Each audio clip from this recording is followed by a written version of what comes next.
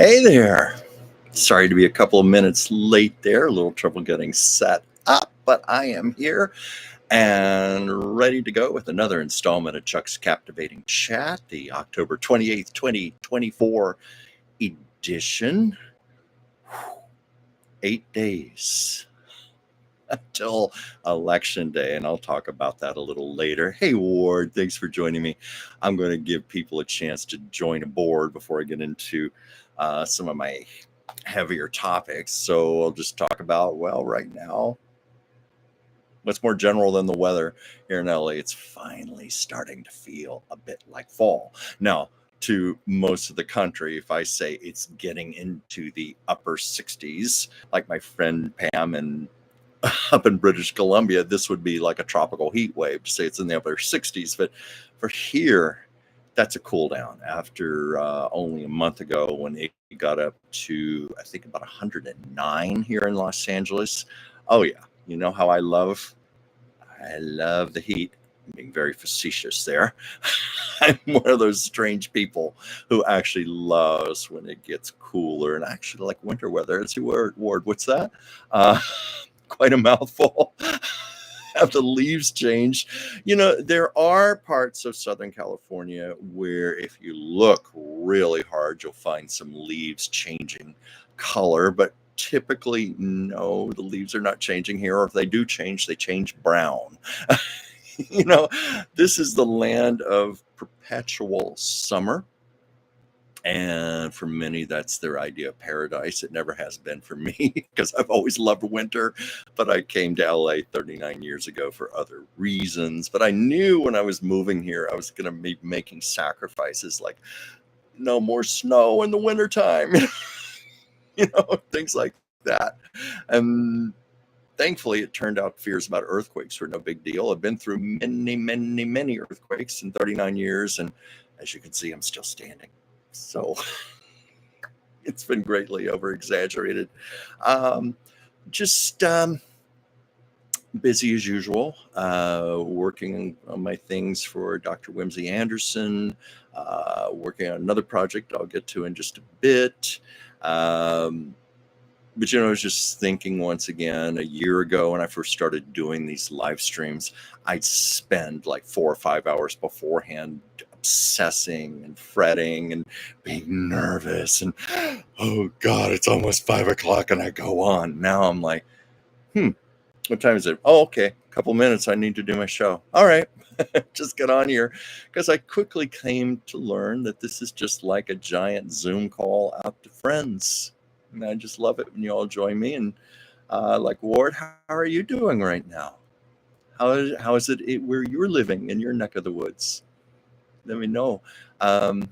Wait for some other people to come on. I guess my big news of the week, my personal news, is I bought a dishwasher.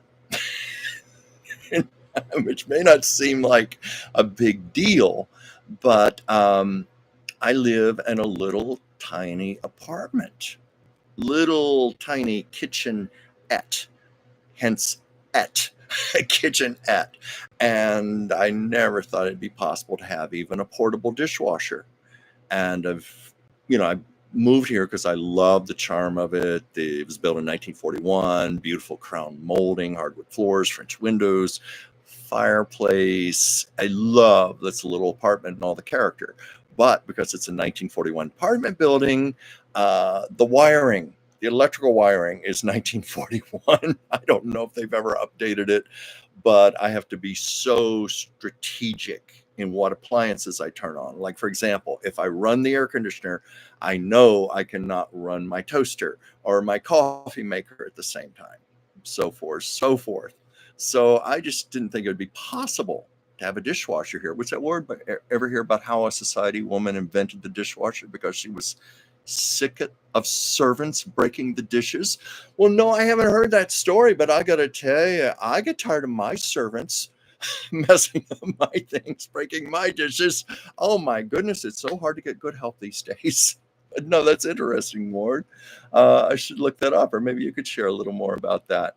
Oh, you showed your mother the leaves. Well, When I lived in Virginia for many years, where I'm originally from, I was maybe a couple of, well, let's see, originally my hometown was like 3 hours away. When I lived in Richmond, it was maybe an hour and a half, 2 hours away, the Shenandoah Drive, which is just unbelievable. It's a big tourist destination around the last week of September, early October. Beyond gorgeous, the orange, the reds, the yellows, the things that I don't get to see here in Southern California very much. My niece in Colorado sent me some lovely photos yesterday, the trees all turning red, and I miss it. It's like we have, we hear about biological clocks. Well, I have a biological calendar out here in Southern California where it's still hot and balmy. My body knows it's supposed to be autumn right now. This is when you're supposed to be putting on sweaters and walking through the crisp leaves and coming home to drink hot chocolate with marshmallows or hot toddies. And you just can't do anything like that here, at least not right now. But anyway, I didn't think it was possible to have a dishwasher. And anybody who knows me knows I hate washing dishes. Because, another thing about having a kitchenette, when everything is so little and you've got everything on top of each other and you're trying your best to keep things organized, I find with the scrub brush and everything, I end up having soap suds flying everywhere, making a mess. Anyway, I've never enjoyed it. So I discovered on Facebook, usually those ads I can't stand, but there was an ad for something I did not know existed, a portable countertop dishwasher, like about this big. Granted, you can't put that much in there, but you can put at least 4 place settings, silverware, bowls, cups, things like that, which is all I wanted. I love it. I love it. I love it. I love it. And I went to Amazon to get it. And, I'm very, very careful about purchases. And that's mostly because I used to be very uncareful about purchases. I was one of those kids fresh out of college. Ooh, a credit card. It's plastic. It's not real money. I got myself into trouble like a lot of kids do. And it took me a long time to pay off those debts. So now I try my best not to be so impulsive. It's not that I don't treat myself, do nice things for myself, but I think it through now. I do the pros, the cons. How much do I really want this? How much do I need this or not need it? Well, it didn't take too much figuring out. Yes, this is the answer to my prayer. So I went on Amazon and I found to my delight that they give you free financing if you pay it off. In this particular case, like 5 payments. And they were reasonable. And I thought, I can do that. That's not going to be hard for me to do. I can make those 5 payments and then I'll own the dishwasher. So anyway, because I haven't had a dishwasher in so many years, I'm in heaven. I'm in heaven to have glasses that don't have spots on them anymore, clean. Anyway, enough about that. What I was doing before I started the show today, I was finishing up a project. My dear friend Pam of Pomona Remembers, my friend in British Columbia, she and I are collaborating on a really, and I do mean an exciting project. It's something very near and dear to both of our hearts, and it's to help Kamala Harris and the Democratic Party. And even as I say that, I've said this before in other shows, I always feel reluctance in discussing politics. I've always strived not to do that. I've always wanted to take the stance that Dolly Parton has had, where she said, well, of course I have a political opinion, but I'm not going to share it with you. I'm not going to alienate half my audience. And that's been my feeling. And please know, even though I definitely do not support her opponent, I respect your right to do so. I respect your opinions very, very much. And I think everybody should do what's in their heart and what they feel passionate about. What's that word? Any plans to visit Pomona in BC? I would love to very much, very much. I can't really do it right now, mostly because of finances. And another reason is winter is setting it up there, and it's probably not the best time to travel. Probably wait until spring or summer of next year, but I would love to very much. My friend Anastasia Pavlov, who sometimes appears on this show as my partner in crime, she's become a close friend of Pam's also. And we've talked about maybe going up there together to visit Pam. I'd love to do it next month. I really wish I could, because Pam has a milestone birthday coming up. But anyway, I love her dearly. We're working on a project together. We were even talking today, and I don't think Pam would mind me saying this. She was saying, well, as a Canadian, does she have a right to really be speaking about Kamala and her feelings? And I said, you have very much the right, because basically the president of the United States, whomever that is, affects the world. It affects everyone. And it's not that Kamala would be the most powerful woman in the world. She'd be the most powerful person in the world. And plus, there are all these jokes about Canada basically being the apartment above a meth lab describing the United States. But we're so close. We're so interlinked. I was just so excited that she wanted to join in this with me. And it all started with, here's the way I work my artwork in here, plug it, but this portrait of Kamala Harris, my original watercolor painting. And I emphasize original watercolor painting because there's so much AI now, computer programs, people creating quote unquote art that way, to where I have had artist friends on social media tell me they've had people write and go, well, what computer program did you use to create that? And they go, none. It was me. I made it. Me. So I was telling this to Pam, and she made the suggestion that I document the creation of this with a video. And that's not always the easiest thing in the world for me to do, for a variety of reasons. For one, I think I talked about this because I tend to just be a very intuitive artist, like the cook in the kitchen. I reach for this brush, I reach for this color, blah, blah, blah, blah. I'm not even thinking. I'm just in the flow as I channel. And to video myself, I tried the ring stand. Before anybody says that, I tried setting it up. I couldn't get it to stay at the right angle. It didn't work. Ultimately, what I had to do was to hold my iPhone over my head while I was painting and drawing and doing like little 2 and 3 minute segments, which is not the easiest thing to do, when you're channeling, when you're in the flow, because that definitely interrupts. So I had to get over myself. My other thing is, and if any of you watch this video, because I am going to be posting it very, very soon, that's one of the other things I want to come to. And most artists will tell you this, our work looks like hell in the beginning. Thankfully, you can see it's a finished product. You see what it looks like here. But it starts out, it's a pencil, and then I go over the pencil lines with ink, and then I start putting down my layers of watercolor. And the way you work with watercolor is very, very light, thin colors, and you start putting the colors one on top of another after another. You have to let each one dry. And I shared on here a little thing that used to drive my college teachers crazy, but it worked. I take a blow dryer and just dry it in about 30 seconds, then I can go on to the next layer. But I just slowly build up my layers of color. I don't know if you can see it, but it's the great thing about watercolor is it's translucent. You put it down nice and light, you get colors showing through the colors. And as you build up colors, particularly your warm colors and your cool colors, you start to get a really nice sense of depth. So I don't know if you can see some of that here.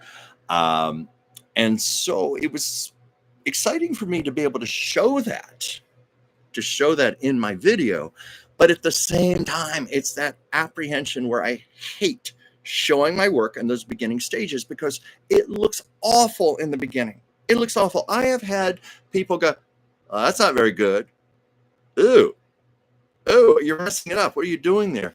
It's kind of like when I was in college, I worked a summer job in a theme park.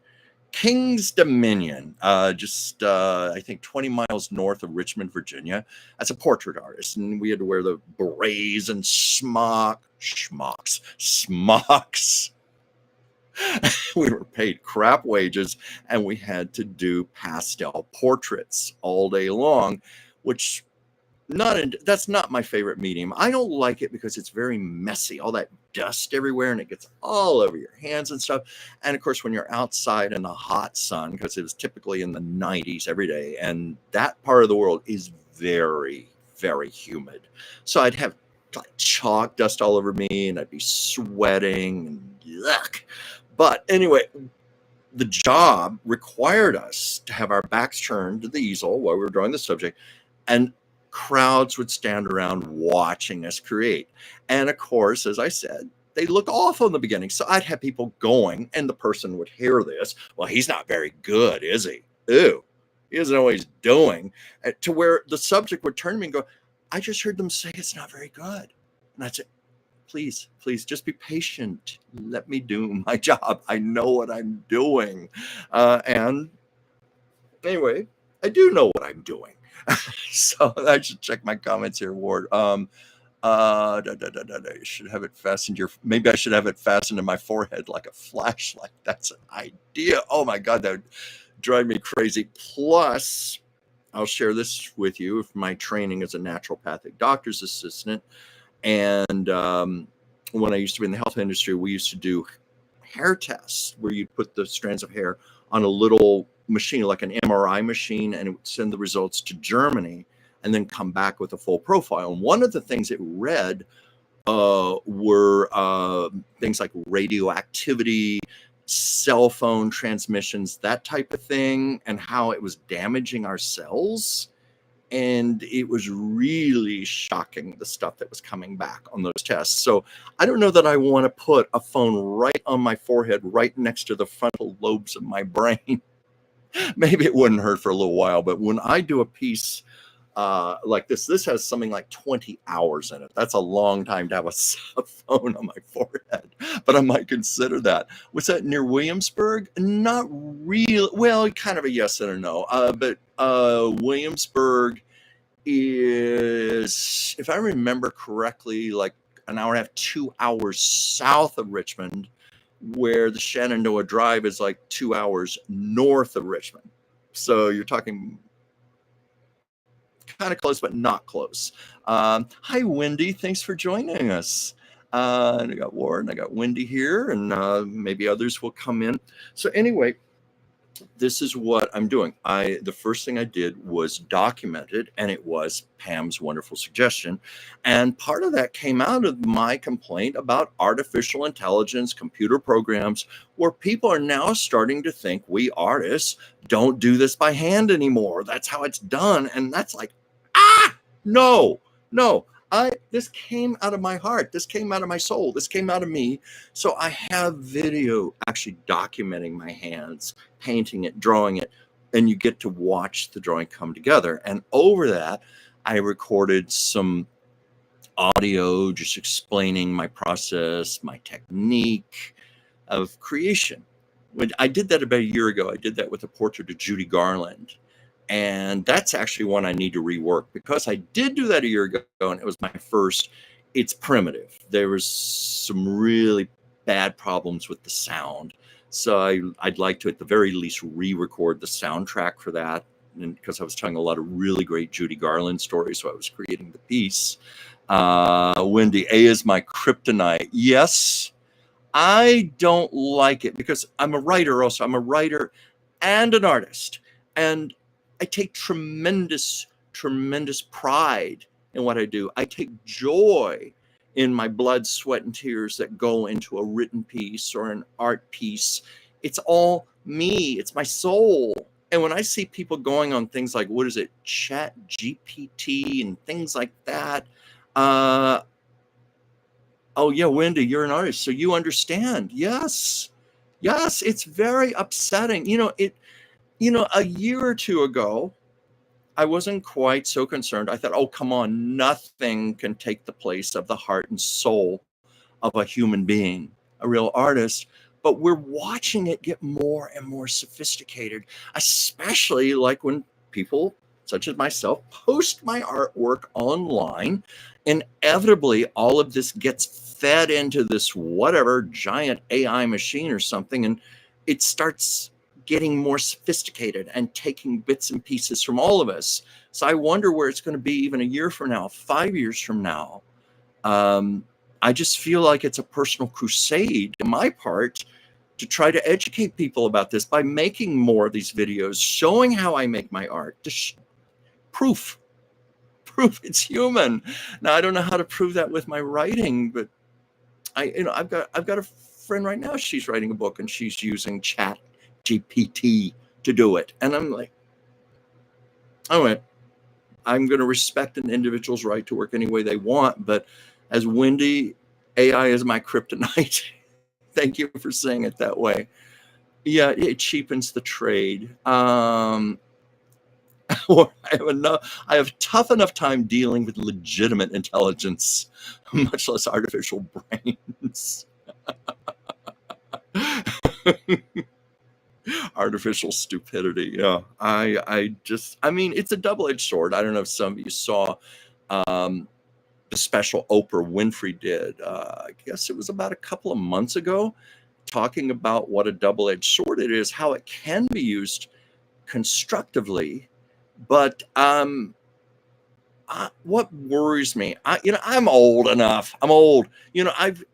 I remember when calculators started to become a big thing, and we didn't worry about it so much at the time. That was still the era where we actually learned how to do math in school, and these calculators came in, and sure enough, me included, we're all dependent on those things now. It seems like hardly anybody can do math in their heads anymore. I think people are getting more and more dependent on things like spell check, word check.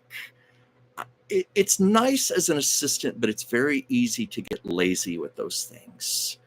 And also, this is the thing I worry about more than anything: what it's doing to children and their creativity and their ingenuity.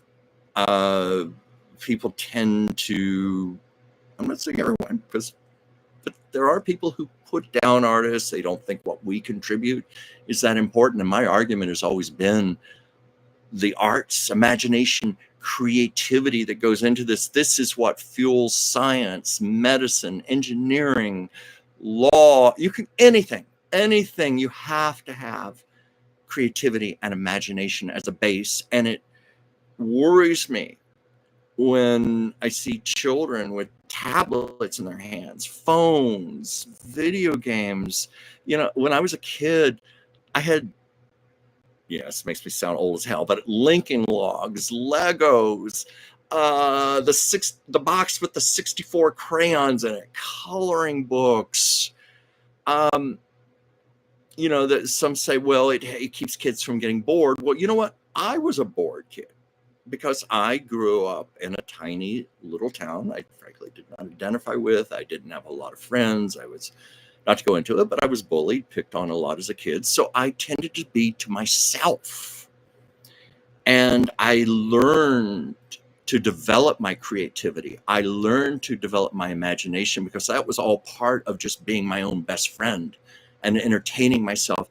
And now I'm like, thank you, God, for those years, because that's what my whole life has been based on. That's where I am right now.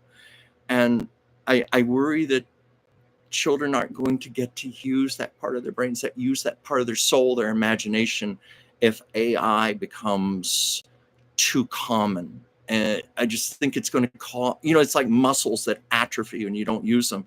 Creativity, imagination, thinking will atrophy also. Anyway, that's my little soapbox there.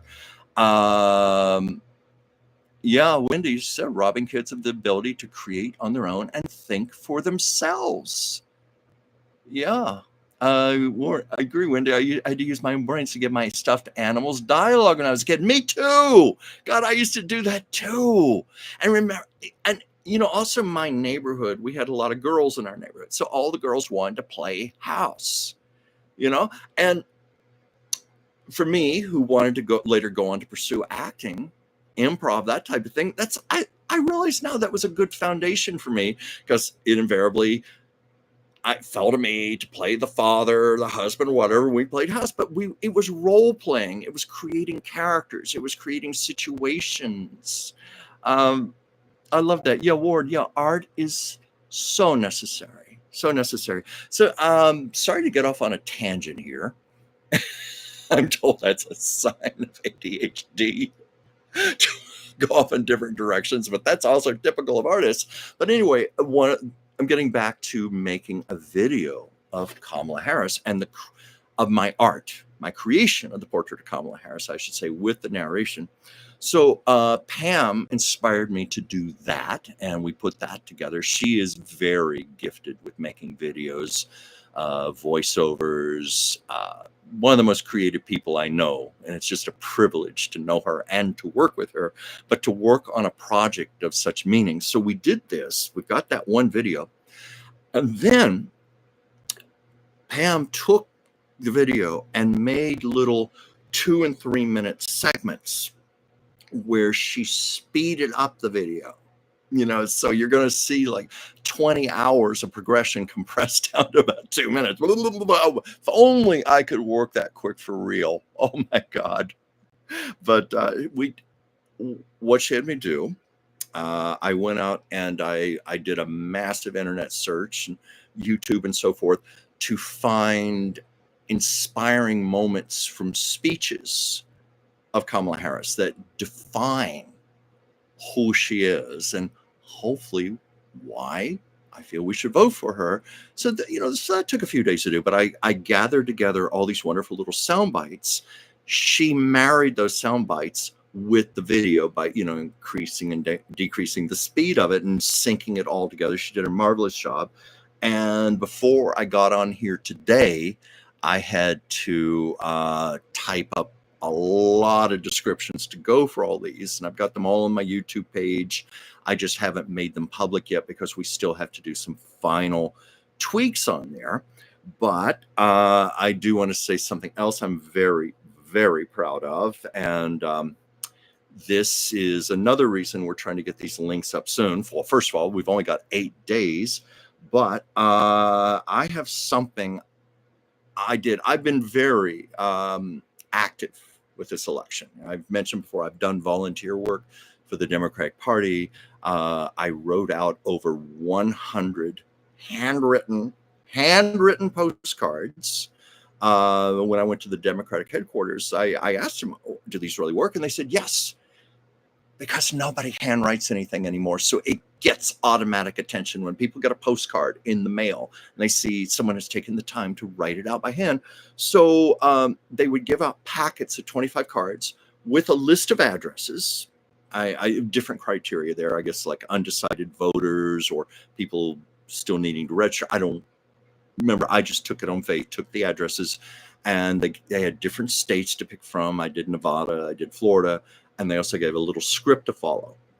And it took me a lot of hours, but I was very, very proud to do that because I'm a big believer in putting one's energy out into the universe. So I did that with every card I wrote. I imagined energy, positive energy going outward. I believe in it. So it felt good to do that. But the other thing I did is this piece of art here has been donated, officially donated to a campaign to raise money for the Harris-Walz campaign and the Democratic Party. And it right now is on eBay I'm looking here, it has 1 day and 1 hour to go. I'm it's not going to show up on here, darn it.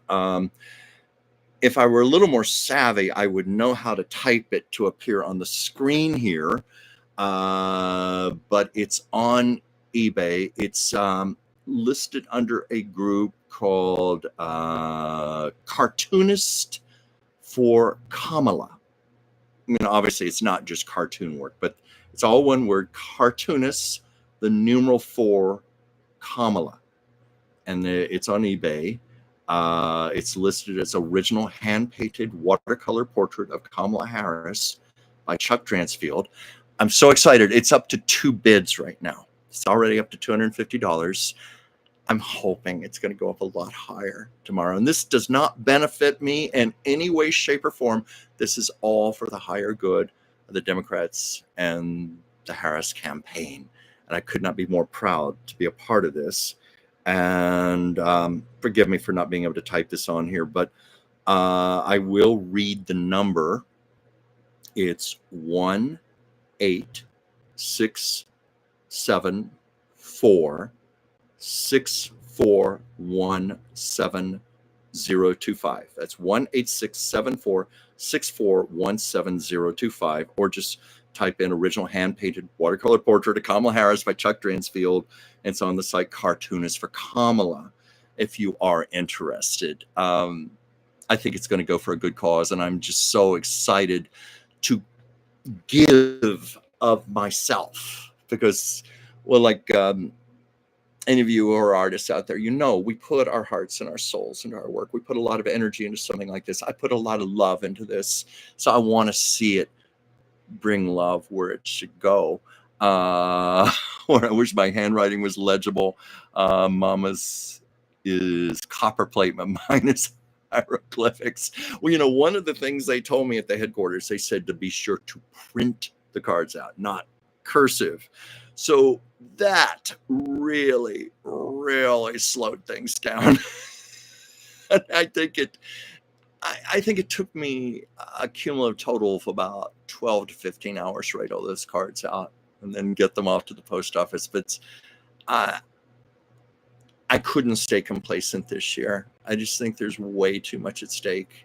And I know we said this, the last election, this is the most important election of our lifetimes. I think even more so, and I'm trying not to get too political here, but if you've been watching the news, you know what I'm talking about. So I'll leave it at that. So anyway, that's what Pam and I are working on right now. And what's that? Shut down this chat room? Oh, why is that, John? I don't know what you mean there, John. Maybe you can explain that. But anyway, that's what I've been working on. And it's always a risky thing because I do worry about losing subscribers, alienating people. But I have to do what's in my heart. And as Pam said to me, she feels I'm on the right side of history, and that will bear out. Enough of my soapbox and the politics. Let's see, what can I talk about before we go? Did anybody have any questions or a topic or anything you'd like me to bring up? I'll wait to see if anything comes in. But I was trying to think about what to talk about today because I didn't have too much time to prepare. But I always promise a Lucy story. So I thought, no, what is a Lucy story? Let's see. Okay, I was thinking back to when they made the Long Run trailer because there was some confusion about that on Facebook recently. People were asking questions like, well, did they make this after they were married or before it was I Love Lucy? It was made in 1953, very, very much during the peak of I Love Lucy. And what's that, Wendy? Oh, thank you, Wendy, for your comment. Okay. Yeah, I'm bored. I gotta try to avoid the news if I get what you're saying. Yeah. Thank you. No, I'm trying to talk about something a little more genial and open. It's like, well, I'll tell you this. Just recently, I met someone who I showed her my Kamala Harris portrait on my iPhone, and she said, "Oh, please, please." She was very gracious, put her hand on my arm and said, "Please, can we change the subject? I support Donald Trump." And I said, "Okay, I respect that."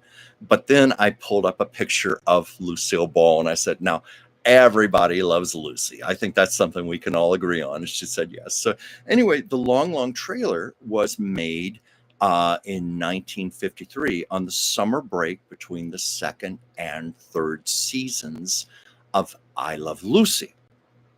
And originally, there was going to be a different I Love Lucy movie, a literal I Love Lucy movie, following the end of the first season, where they took 3 episodes of the show and stitched them together. And Lucille Ball, Desi Arnaz, Vivian Vance, William Frawley went into the studio and they recorded bridges that tied all the episodes together. And that was going to be released theatrically until Lucy and Desi signed a deal with Metro-Goldwyn-Mayer. This is when I Love Lucy had hit #1 and it had gone into the stratosphere. It was long and by far the biggest thing on television. And it finally brought to Lucille Ball the superstardom she had been aiming for at least the last 20 years. Her career was a very slow climb up the rungs. At one point, she was known as Queen of the Bees, meaning when she was at RKO, the B movies. Back in the days when they used to show a major feature and then there'd be a second movie as a double feature, but the second movie would always be something cheap, low budget. Hence a B movie, the A movie, the B movie. And Lucy did a lot of those, more than she probably ever would have cared to have acknowledged. At one point she did move to MGM. It was in 1942 because she made her last movie for RKO was a film called The Big Street. And it was a serious drama. Lucy was magnificent. And it was a very courageous performance because she dared to play an extremely unsympathetic woman, a bitch. In fact, Lucy was so afraid to take the role, afraid it would hurt her career. And there was a friend of Charles Lawton who said, Lucy, if you're going to play a bitch, commit to it. Be the biggest bitch there ever was. So Lucy committed to the role and gave a stunning performance. In fact, the role had originally been offered to her good friend Carol Lombard. And Carol had turned down the role and recommended Lucy for it. And this was shortly before Carol died in a plane crash, early 1942. And Lucy was just devastated. They were best friends. And Lucy, in her head, said, I'm going to give a performance that would have made Carol so proud of me. And it got the attention of Metro-Goldwyn-Mayer. And MGM at that time was the biggest studio in Hollywood. It was extremely prestigious. And they signed Lucy to a big contract and they gave her the big star buildup. Hence, that's when she became a redhead, because MGM decided they wanted to reinvent her image. Hence, they created the most famous redhead in the whole world. I don't think they realized it at the time, but that's where it all started. And a little side story there. And I know this to be true because I spoke to Irma Cusley, who was Lucille Ball's personal hairdresser. And she was also the hairdresser at MGM. Sidney Gilroth was the head of hairdressing at MGM, but usually he farmed it out. He would supervise, he would decree what needed to be done, and then it was some other hairdresser who actually did the work. So it was Irma. What's that, John? I don't even know what you're talking about, John. But anyway, Irma was the woman who actually did the transformation, and I got to talk to her. Irma lived to be in her 90s, very, very gracious lady. And she told me this, and I had read it in a biography, and I thought, well, that can't be true. That just sounds silly. I read that the first time Lucy's hair was dyed red, it turned green. And I asked Irma about that, and she said, yep, 100% true story. I was the one who did it. I know. And I think it turned out because Lucy's hair had been so over processed with bleaching and perming and that type of thing that it just had a bad reaction to the chemicals. And Irma told me it took almost 5 hours to make Lucy a redhead. And by the time they were done, Lucy was in tears, hysterical, very angry. And according to to Irma, Lucy was swearing a blue streak. But the transformation was made. But anyway, yeah, thank you, Pam, for deleting that asshole. Thank you. Yeah, thank you. Not a very nice person on here, this John, whatever. I don't know what he was doing, but anyway, I'm glad he's been deleted. Not cool. Anyway, Lucy had high hopes for MGM. She thought this was going to be her big break, her big opportunity. It didn't happen. Her first 2 movies did okay. And by the 3rd or 4th movie, she was being demoted to supporting roles. And this was very heartbreaking for Lucy. And she knew the handwriting was on the wall. She knew it wasn't going to pan out. And after a few years, she actually requested to be released from her contract. But that was always a sore spot for Lucy, to have never made it at MGM. So anyway, flashing forward. See, there was a point to the story. Flash forward a few years. I Love Lucy has become this smash hit. She is a superstar. And MGM came back to court her.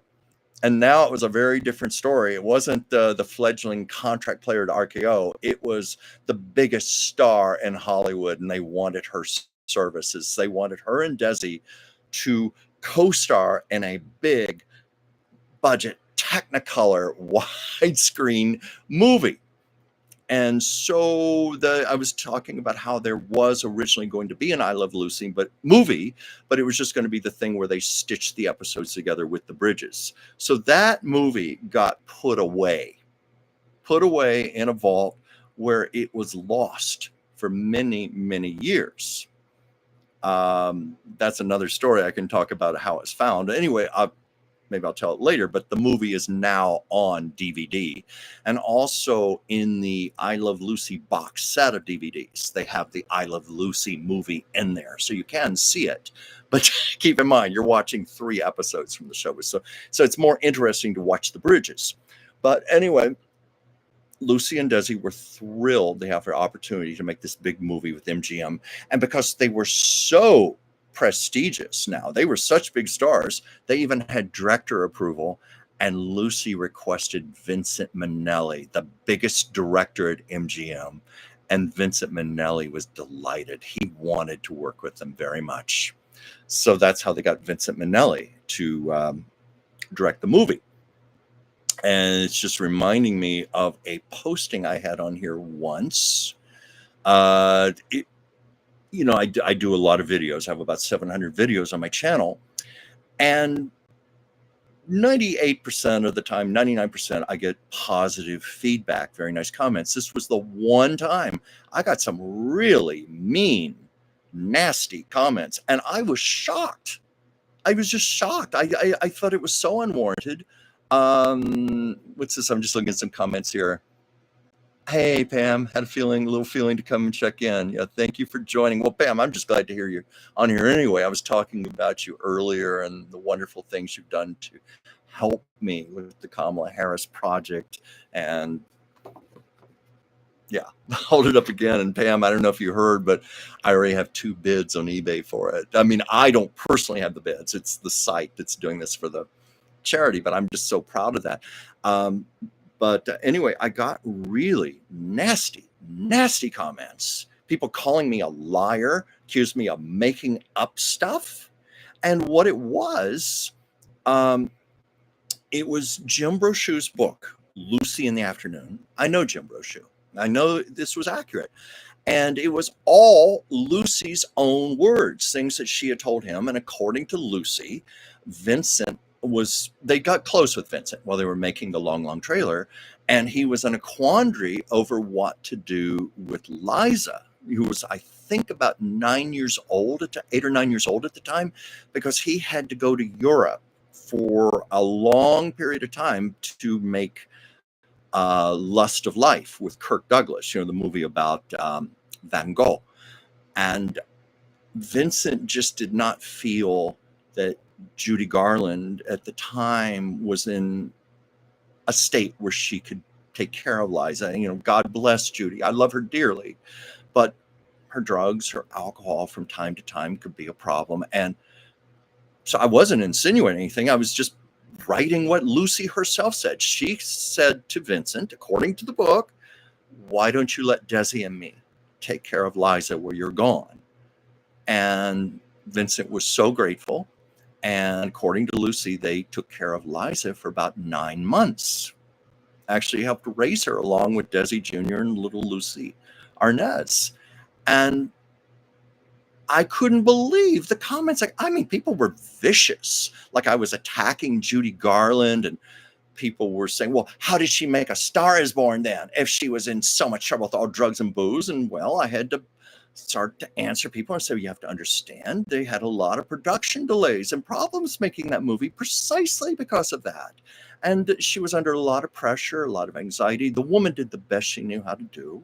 I wasn't implying she was a bad mother or anything, but I had people saying I was lying, I was making up stories, and someone said, well, you should be ashamed of yourself. You should be disgusted for putting fake stuff up like this. So anyway, that's the downside of doing YouTube channels and stuff. And you do have to develop a thick skin, such as that a-hole that my dear friend Pam just deleted. Thank you for doing that. Who was making some very inappropriate comments on here. And truthfully, that is a fear of mine in talking about politics and posting political things. But this is also tying in with why I say you have to develop a thick skin, and you have to know to hold on to your own truth and your own values. So anyway, that's what happened when I did that posting. So that's one reminder, was I talk about the Long Long Trailer. But it was a joyous production for Lucy and Desi. They loved working with Vincent because Vincent had a wonderful sense of surrealism. So he brought that to the comedy. He's known mostly for his musicals like Meet Me in St. Louis, Gigi, and so forth. But he did some wonderful comedies like Father of the Bride. But Long Long Trailer, that one, that he really put his ingenuity into that. And then you had the marvelously gifted Lucy and Desi. And it was a chance for people to see Lucy and Desi in Technicolor, as everybody was seeing them every week in black and white. And they were playing variations of their characters. Like even her name was Casey, not Lucy, Tessie. And he was Nicky instead of Ricky. So when they said their names real fast, it almost sounded like they were saying Lucy and Ricky. And it was wonderful chances for them to do their slapstick and really explore their chemistry on the wide screen, because they really were a great romantic pairing. Married or not, they had sensational chemistry when they performed together. The love they had for each other and their souls always came through. Always, always, always. And it was also a chance. Lucy had her chance in movies many times to be a leading lady. She had a lot of glamorous roles. Desi had never been taken seriously in the movies. And this was a chance for him to play a masculine, romantic leading man type. And there were elements, of course, of the Ricky Ricardo in there and all, but he came across like a leading man. It was maybe the one movie role. Well, I can't say the one movie role, because they did do one other movie together that was not successful. It was Forever Darling. But I think this is the one that really allowed him to shine. Probably, I don't think he ever shone brighter on the movie screen than this film. And what's this here word? Amazed Lucy didn't get Mr. Minnelli's ex, Miss Garland. I'm not sure when you say didn't get Mr. Minnelli's ex, Miss Garland. I'm not sure if I know what you mean there. Maybe you could explain what you meant. Yes. Oh, and that I do know that later Desi Jr. dated Miss Minnelli, and I know that for a fact. I don't want to tell his personal business. I try to be very respectful of this, but back in the year 2001, the reason I remember 2001 because it was just after 9/11. I went out to visit through a friend of mine who knew Desi Jr. quite well. I went out to visit him in Boulder, Nevada, and I got to eat breakfast with Desi Jr. And that was an interesting experience because he's a very, very private man. And I understand why he's a very private man. This is somebody who's had to deal with being in the public eye almost literally since he was in his mother's womb when she was carrying him when she was pregnant on I Love Lucy. So he's very understandably wary of people and people asking too many questions. And I'm saying that out of respect for Mr. Arnaz, but I strive not to pry, not to ask too much. I've lived in LA long enough to know what we call celebrity etiquette, but he did volunteer that. He did talk a little about Liza and how they had dated. And I know that Lucille Ball, because she had helped raise Liza, she thought of Liza as her family. And even though Liza was a lot older than Desi Jr., she wholeheartedly approved of that relationship. And she dearly wanted them to get married. That didn't work out. But yeah, Liza Minnelli could have been her daughter-in-law. So anyway, that I won't go further into it because that's out of respect to him. I don't want to tell his personal stuff. But what's the word? At that time, they would somewhat act like Lucy and Ricky Ricardo when doing some shows because they knew that's what the public expected. That's very true. For one thing, we know that Lucille Ball later on did many talk show appearances. Like you can go on YouTube, find all of her appearances, Johnny Carson, the Joan Rivers Show. But in the 1950s, she did very, very few television interviews. And that was at Desi Arnaz's insistence because Lucille Ball was a very different woman from Lucy Ricardo. Very different. I mean, Lucy in real life was a very serious woman. She could come across stern. She could come across even a bit gruff at times. It was the antithesis of Lucy Ricardo. And Desi, because he was the executive producer of the show, he was a big creative force behind the scenes. He felt it was essential not to break that illusion with the public. So he wanted to keep her appearances to a minimum. Or when they did appear, it was usually like on a game show or something. There's shows like, I realize Password wasn't around in the 50s, but that comes from like Password, but I've Got a Secret, To Tell the Truth. Those things where they'd have a celebrity come. I know, What's My Line? Like where the celebrities would come out. The panelists would put a mask on and the celebrity would come out and sign the blackboard and sit down. And then the panelists had to ask questions to guess who the celebrity was. She did things like that. But even there, it was very light and whimsical. And at times they were acting a little like Lucy and Ricky. They knew what the public wanted and they gave it to them. They were professionals. They were showmen. And for the most part, they did not break that illusion.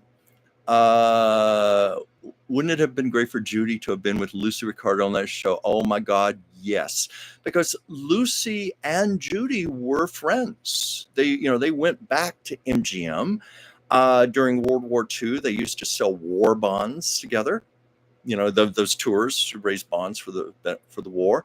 And there's a lovely photograph when Judy Garland was doing her variety show at CBS. The Judy Garland Show back in 1963. Lucille Ball was in the audience. I think it might have been the first show, but when they pan out to the audience, even though it's in black and white, you can see that distinctive bouffant hairdo out in the audience.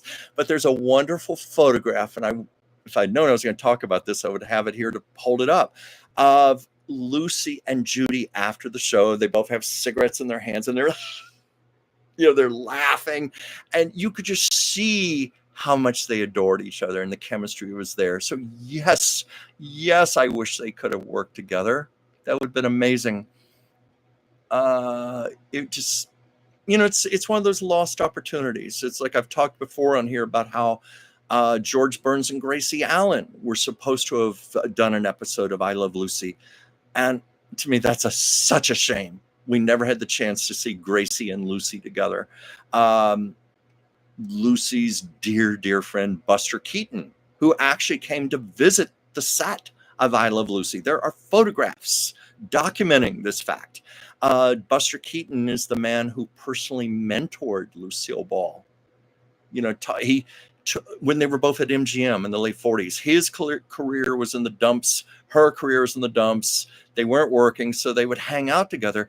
He began teaching her his comedy, and he was one of the first to recognize her genius. In fact, years later in an interview, when Buster Keaton had a renaissance in his career, near the end of his life, he was interviewed, and he was asked, "Who's the greatest comedian in the world, in your opinion?" And he said, "Lucille Ball. Her timing is impeccable." So that was quite a compliment to come from the master Buster Keaton. But I never understood why Buster Keaton did not guest on I Love Lucy. The only time they ever worked together, and thank goodness they did work together, it was in 1965. It was a videotape special. It was after Stan Laurel died, so it was a tribute to Stan Laurel. And the sketch is on YouTube, and it's in color on videotape. It's Lucy and Buster doing basically a silent movie thing. It's a whole silent sketch, and the great Harvey Korman is even in it. So check it out if you want to see two comedic giants work together. Yes, Ward, that's true. Desi Jr. did get the very first TV Guide cover, and I have that first issue of TV Guide. I inherited that from my very dear friend Bart Andrews, the man I used to collaborate with on writing, and he's the one who wrote the very first book on I Love Lucy. Unfortunately, it has devalued financially. I mean, I don't care. Sometimes things like that I just have out of love. I don't care about the money, but that issue used to be worth something like close to $1,000 or more. Now I see it on eBay going, I've seen as low as $100 or so. I think what happened, well, first of all, I think a lot of interest has been lost in TV Guide. It's been gradually forgotten about over the years. It's more of a generational thing. Younger generations don't like TV. What? Or they go, TV? I don't watch TV anymore. I watch my phone. But I think eBay, what it did, because I say this having collected a lot of movie memorabilia myself, I saw things 20, 30 years ago have a lot more value, and a lot of that had to do with scarcity. That was when people would have stuff like this tucked away in boxes up in their attic or down in their basement or forgotten about. And it was hard to come across something like a first issue of TV Guide. But then suddenly here comes eBay, where they dump a whole bunch of these on here at the same time. I can also think of the first issue of Life magazine. That used to typically sell for $200 or $300. I bought a copy for $10. I saw so many listed on eBay. So anyway, that's just what happens to that type of thing. So I was talking about Long Long Trailer, and MGM took a very big gamble on this movie. MGM, unlike in the 1930s and 40s, by the time of the television era, a lot of the movie studios were hurting because of the competition of that little box with the screen in people's living rooms. And they even wondered if it was such a wise idea using television stars in a movie when they could just be watched for free at home. But then it was also pointed out, well, because they are so big, maybe people would like to see them in color on a wide screen in something big budget. So the gamble did pay off, but it was a gamble because MGM was in a lot of financial trouble at this point. They were teetering on the edge of bankruptcy, and they were basically, shall we say, betting the farm on this one movie. They were putting all their money, all their hope into the long trailer. And Desi Arnaz, it might have been a publicity stunt, but he heard about MGM's reluctance, and so he personally made a bet with the studio for $25,000 that long trailer would become the biggest hit they ever had. Now, how's that for chutzpah and confidence? And long trailer was a smash hit, and it did go on to become the biggest hit MGM ever had up to that time. And yes, Mr. Arnaz won his $25,000 bet, but it also made some great publicity. But something I was going to throw into this, what made it a risk, an unexpected risk, was, they filmed the movie during the summer of 1953. The Labor Day weekend, it was like 3 days after they'd finished production. That's when Lucy was accused of being a communist. Now, if I start talking about that, I'll be talking for the next 3 hours. So I'm going to have to save that for another show. But I'm sure you all know Lucille Ball was accused of being a communist when Walter Winchell went on his radio show, dropping an infamous blind item about the #1 television comedian and her allegiance to the Communist Party, because, well, he didn't say this, but the official story was that Lucille Ball's eccentric grandfather back in the 30s was a socialist and a communist, and he insisted that the whole family register as communists. And Lucy said at the time she didn't think anything of it. She wasn't political. It's like, oh, what the hell? She signed the paper to please her grandpa and never gave it another thought. Well, come 1953, that piece of paper just about ruined her, would have destroyed her. Desi Arnaz would have been the end of I Love Lucy. It would have put hundreds of people out of jobs because Desilu Studios would have been no more. CBS could have even have been brought down because as the #1 show, it was the cornerstone of their primetime programming and responsible for a huge amount of revenue from advertising. But Metro-Goldwyn-Mayer was very frightened because you got to remember in those days, the McCarthy era, you were branded a communist, your career was over. You were tainted. You were a pariah. And they knew if Lucille Ball, if this communist thing stuck on her, they were going to be stuck with a dead movie. They wouldn't be able to release it. They did release the movie. There would be protests at all the theaters. And so they were frantic. They were afraid it was going to be the end of them also. So thank goodness Lucy was cleared. And I can talk about that on another show because already I've been on here about an hour. And that is, trust me, folks, it's a detailed story. But Lucy was ultimately cleared, as we know.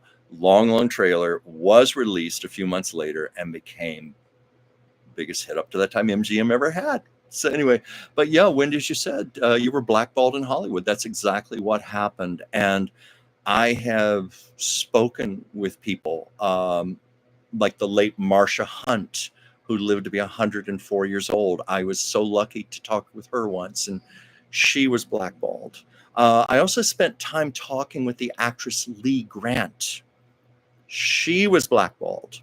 She was blackballed for about 12 years. And as she said to me, and I think she even said this in an interview, she said, it was between the age when I was 24 years old, and it wasn't until I was 36 that I was cleared enough where I could work again. And she said, when you are an actress in Hollywood, those are your prime years, as an actress, as an ingenue, a leading lady, between 24 and 36.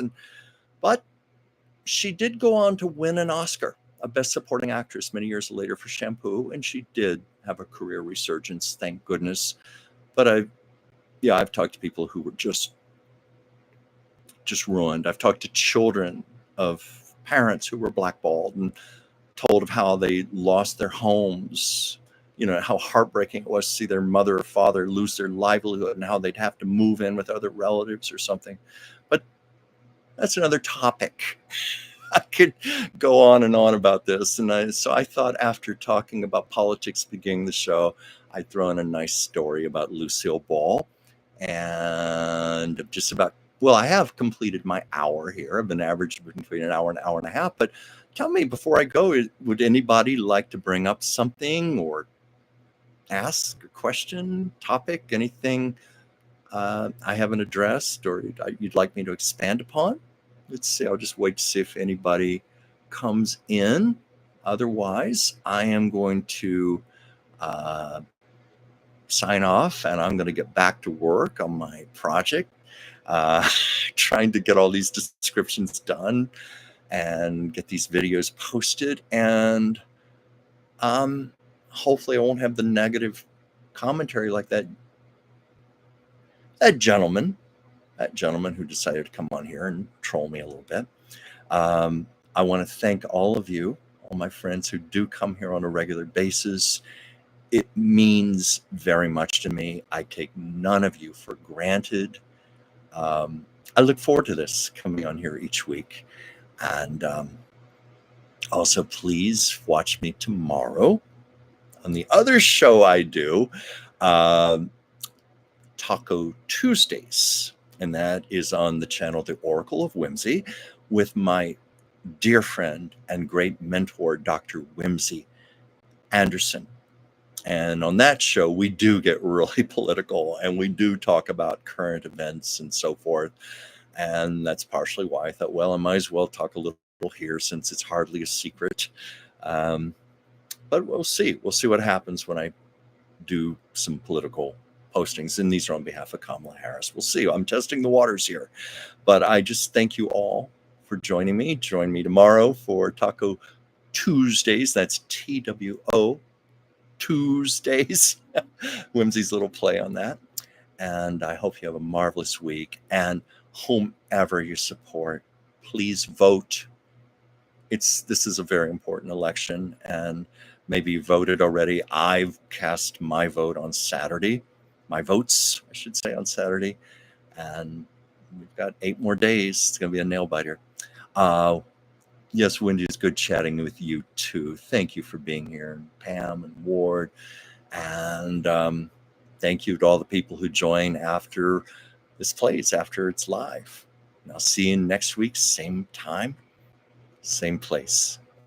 Goodbye for now.